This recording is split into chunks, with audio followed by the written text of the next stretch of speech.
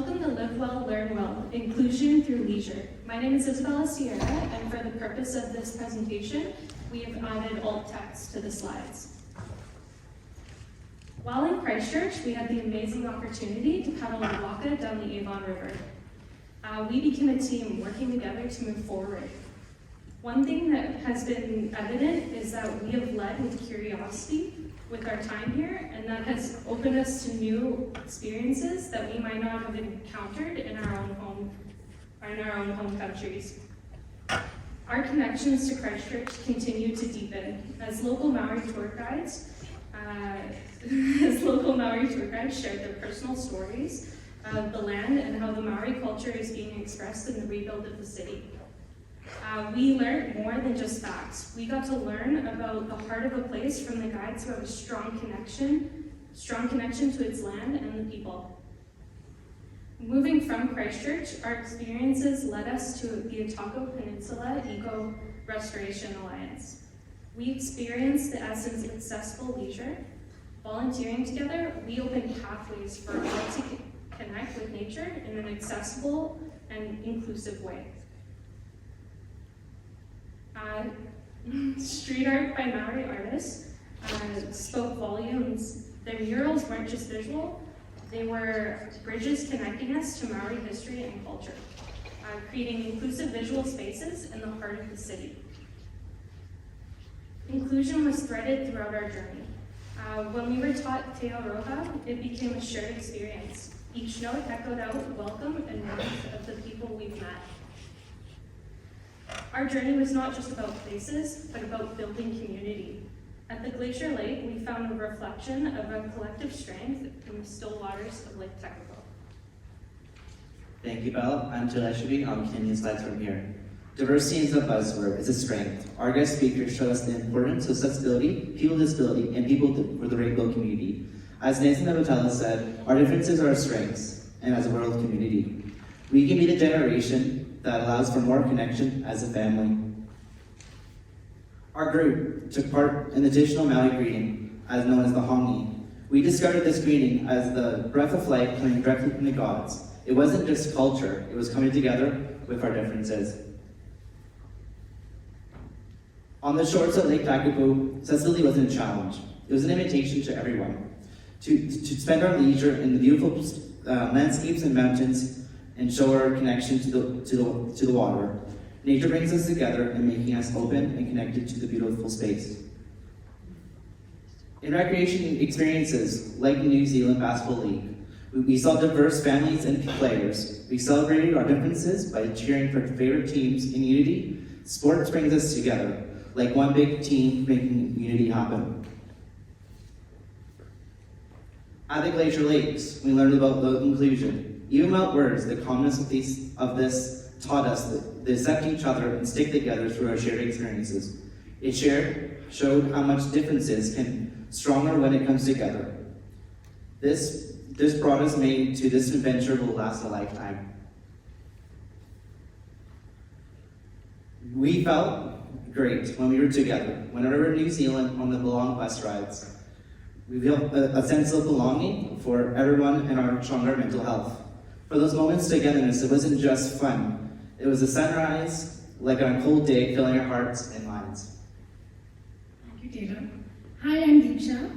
And when I landed in Dunedin, the Maori murals were my first profound encounter with cultural sensitivity. I saw similarities between the Maori narratives and the rich culture of my homeland, India. The way my fellow peers engaged with these stories made me feel like we were all on the same Waka Ama boat. When it comes to fostering friendships, every day brought new inside jokes and a celebration of our differences. These friendships were not planned. They blossomed organically during casual chats, meals, and the debrief sessions. Connections we felt with the land and sea through Maori history over these last days will be etched in my memory. I've always believed in the power of group learning. From representing ourselves and brainstorming symbols for Jess's mural, every activity was an opportunity for shared knowledge. I realized that my learning is at peak when I'm in a group, absorbing different perspectives, adding my own, and building a collective understanding. When it comes to unlearning and relearning of resilience, we identified strength linked to the Maori community, interacting with nature as a practical playground. Learning about the Star Jam program and the outdoor recreation programs, I felt strong and resilient, and I noticed my own barriers melt away. I understood that inclusion was not about only feeling connected, but respected, valued, and all of this regardless of where you come from. It's about breaking down walls and building bridges. A world beyond our textbooks. Dunedin was more than a study destination. It was a living classroom, and discussing pastoral care, I found myself looking back at my journey of holistic student support. This city also offers a variety of Asian cuisines which made me feel closer to home, and the Potterhead with me will always keep Selwyn College 9 3/4 close to my heart. Embracing lifelong learning lessons, I carry back not just memories, but lessons that will guide me in my future. As a budding graduate in this field school, it has shown me the importance of moving forward together in a multi-diverse world. It is a commitment to keep learning, growing, and contributing to communities that celebrate diversity. From the point of reflections of a young learner, I conclude this experience in New Zealand has brought the theme Live Well and Learn Well to life. Inclusivity is an essential part of life, shaping a world where every voice matters, yours and mine. Every story is valued, creating a more welcoming world for. So when we think about deviant leisure, we often have this perception of these activities being the black sheep amongst our flock, these things that we shouldn't be celebrating and maybe aren't what we think they are. And so throughout our presentation, we want to challenge y'all to think about these deviant leisure practices in a different way. So one thing that we found throughout our experience here is that these deviant leisure practices are often very innovative. It brings a new way of thinking when you're able to step outside of your normal perspective, see things from the view of other cultures maybe, and we see this in skateboarding, which originally was considered to be destructive to private property and has since evolved into an Olympic sport. So by reframing the way we think of these activities, we can become more inclusive and just make everyone feel more accepted in general. We see this also when it comes to skiing. Skiing and snowboarding are kind of considered, in the US at least, to be opposites. Ski culture is very different from the snowboarding culture, and there are even some mountains that still don't allow snowboarding to take place on their slopes. And deviance can also be a part of cultural expression. So we see this in tattoos a lot. People think that these tattoos are deviant, but in some cultures, these tattoos are a celebration and an expression of who they are. So similar to tattooing, graffiti emerged from the streets as a raw form of expression, a way to challenge societal norms and deviate from conventional art practices. For some, graffiti was used as a form of rebellion. For others, it provided a canvas for social commentary and a voice for the underrepresented. The same art form once deemed rebellious is now found its way into galleries and corporate buildings in our city streets. Our walking tour around Dunedin with local artists Aroha and Jess really put into perspective how street artists can transform and give life to public spaces through expressive, thought-provoking works of art. However, during our trip we learned that street artists often encounter numerous barriers when trying to transition from the streets to galleries. Whether it be limited access to formal art education, a lack of financial stability to wait around for opportunities, or the stigma of criminality hindering the acceptance of their craft, the odds are rarely in their favor. The art world can be exclusive, favoring established artists with social capital, disregarding the raw talent found in the streets. We saw that the city would rather give resources to artists that create beautiful and harmonious pieces rather than the in-your-face and potentially problematic states of social injustices. This tension between street art's underground roots and commercial success raises some critical questions about perception. Does commercialization dilute the authenticity and message of street art, or does it provide exposure and appreciation, justifying it as a form of professional art? When looking at the street art between Ōtepoti Dunedin and Ōtahahi Christchurch, you can see the differences between the two cities. Let's first look at Ōtahahi Christchurch. After the 2010-2011 earthquakes, The city used art, specifically street art, as an initiative to fill the streets with joy, color, and optimism after a devastation.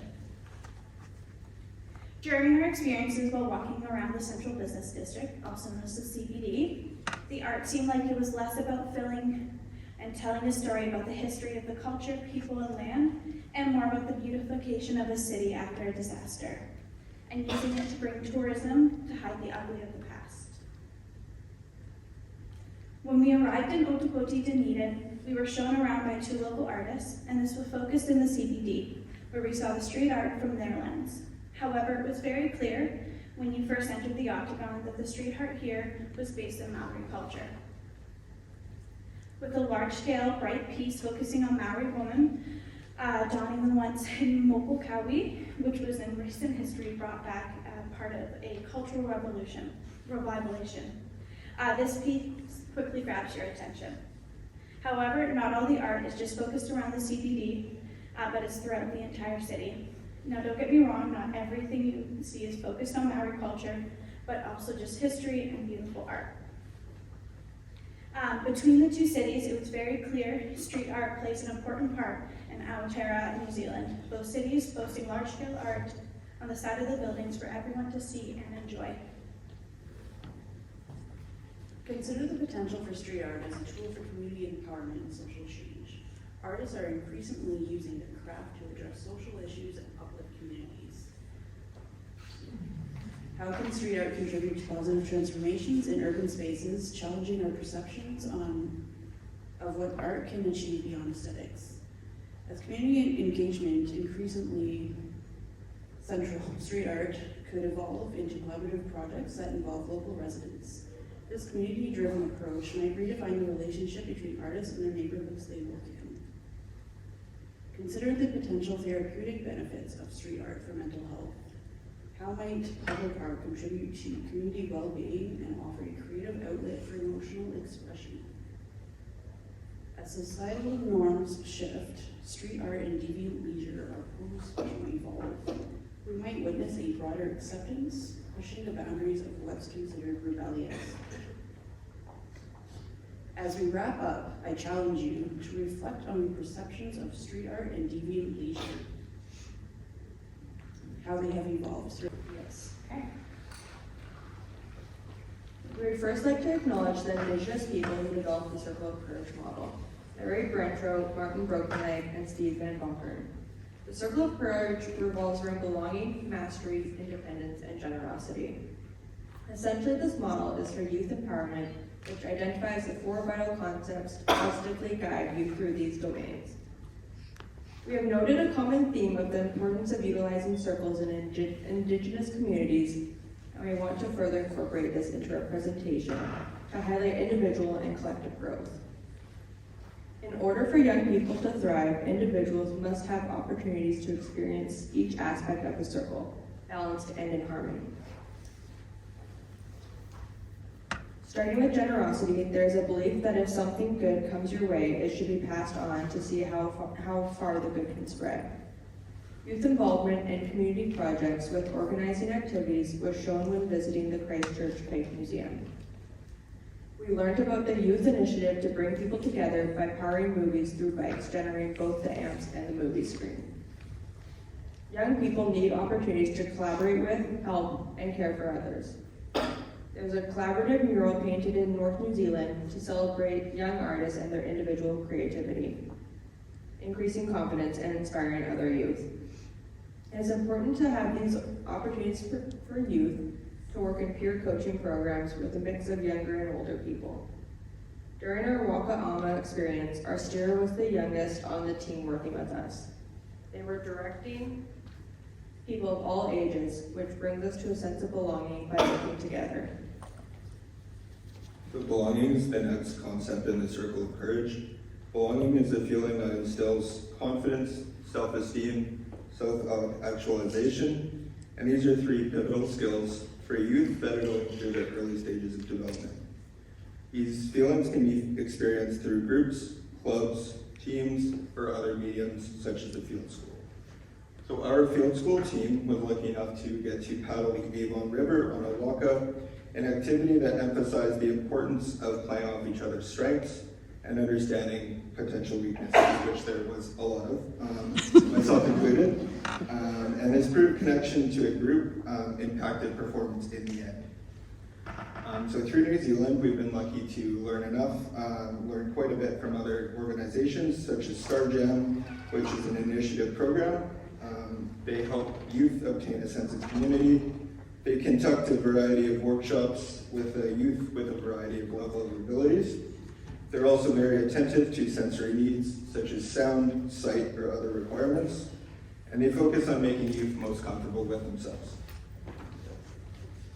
So Sport Otago is another organization that we had the opportunity to speak with. They focus on healthier and stronger youth for communities in the future. And they want to build that stronger community connection and confidence, which will eventually lead to independence.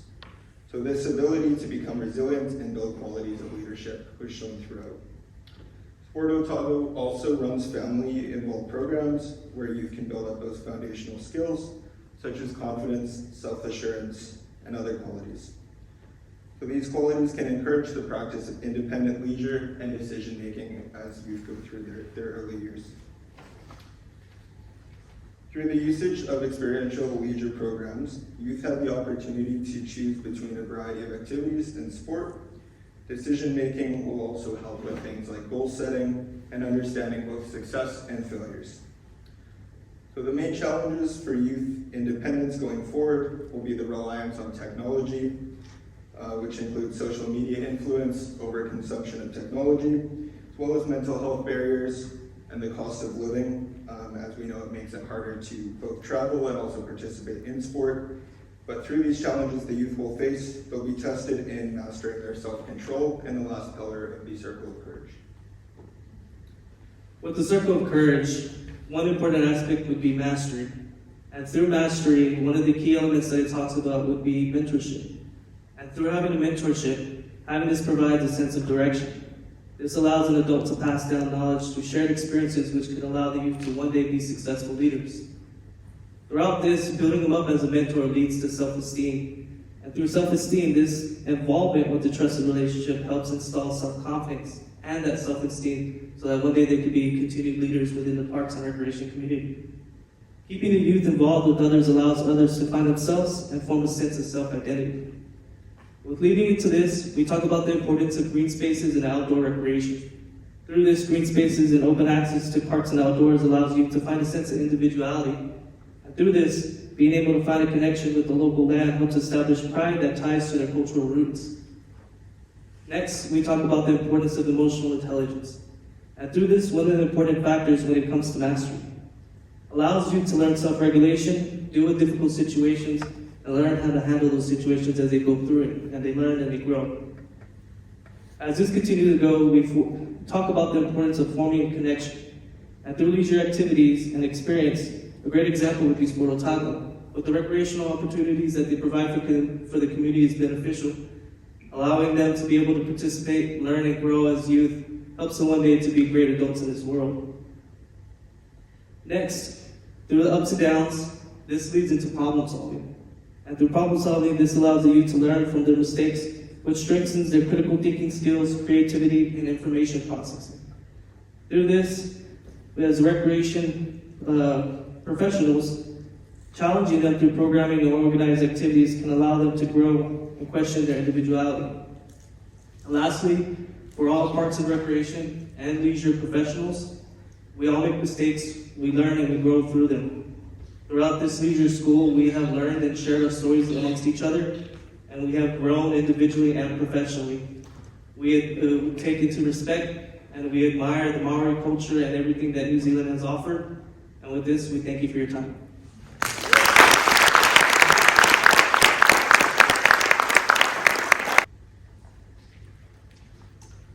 We would like to once again acknowledge that this presentation is being held on the lands of Kaitaku, Kati, Tori, Otago, and Wairaki. We'd also like to apologize for our butchering of pronunciations and put out our biggest Canadian story. We experienced a lot of things here at Aotearoa, and we were very thankful, and we treasure all the gifts that we were gifted. When we talk about the New Zealand Maori connections, there are many things we were able to experience from paddling the traditional waka to participating at a marae. One of the biggest things that stood out to many of us though was the traditional Maori language and its integration to society here. Upon entry to Aotearoa, the incorporation of the Maori language into daily life is very apparent.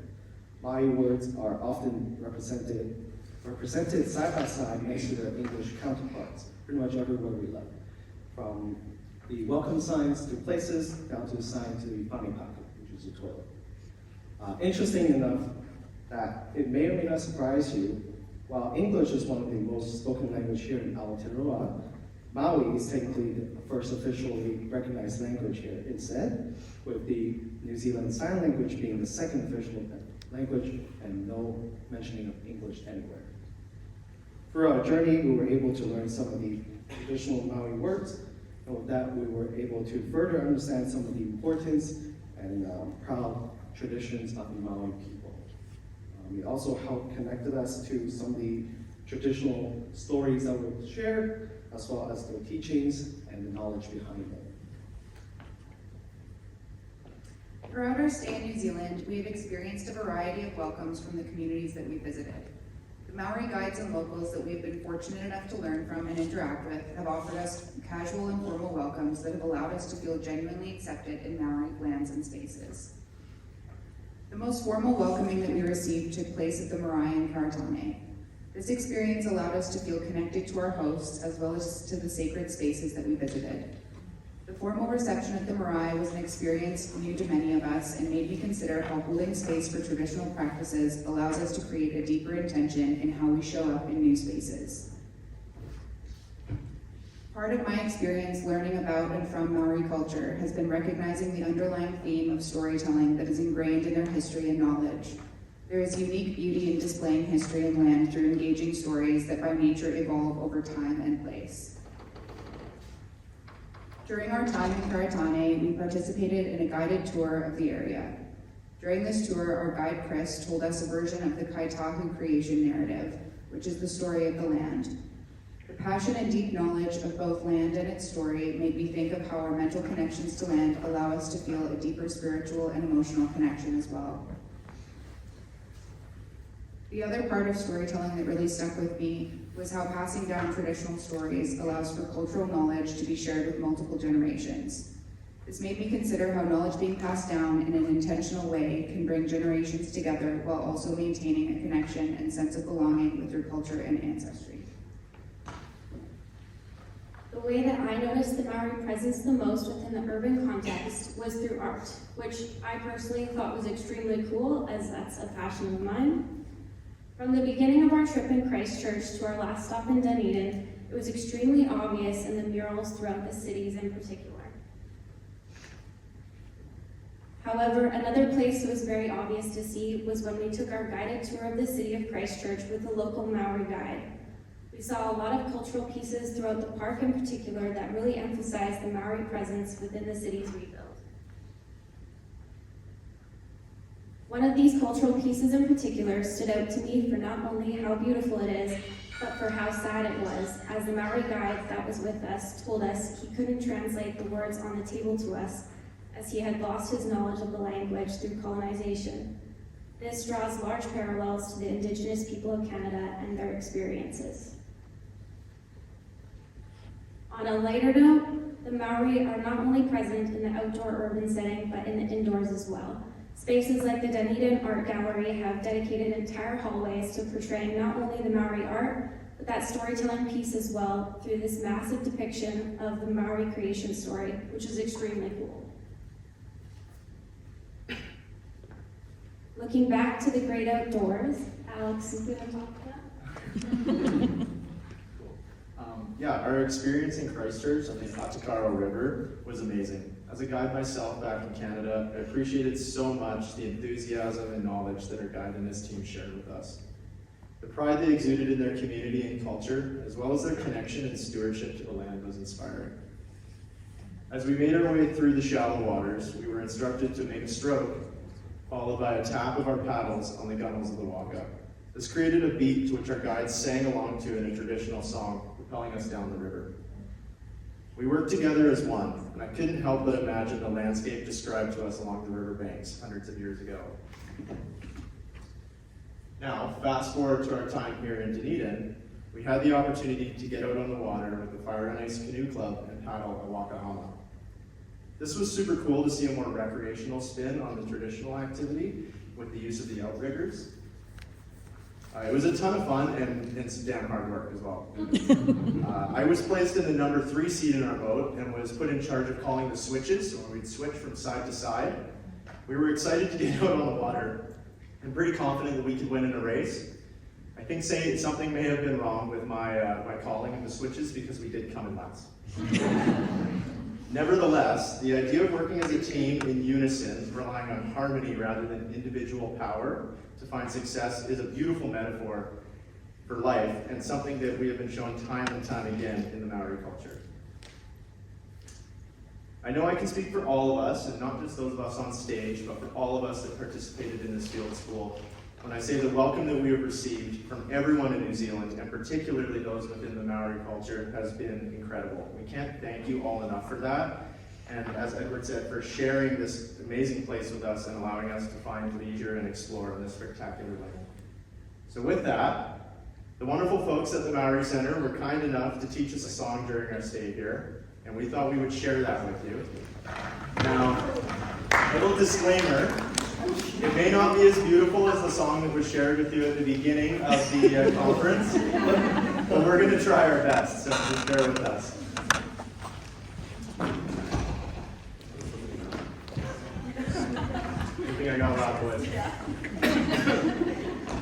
So the